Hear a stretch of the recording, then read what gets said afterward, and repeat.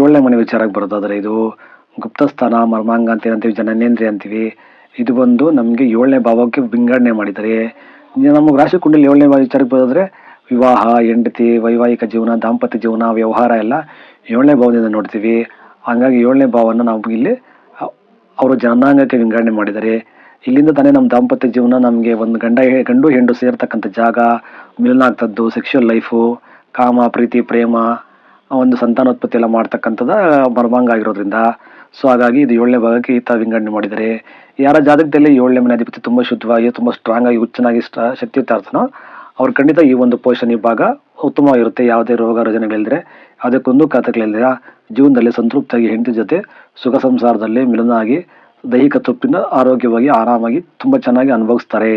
ಒಂದು ವೇಳೆ ಆದರೂ ಏಳನೇ ಮನೆ ಅಧಿಪತಿ 6ಕ್ಕೆ ಹೋಗಿ, ಇಲ್ಲ 8ಕ್ಕೆ ಬಂದು, ಇಲ್ಲ 12ಕ್ಕೆ ಹೋಗಿದ್ರೆ, ಅಥವಾ ಶತ್ರು ಗ್ರಹಗಳ ಜೊತೆ ಕೂತ್ಕೊಂಡಿದ್ದಾಗ ಈ ಭಾಗ ವೀಕ್ ಆಗ್ತದೆ.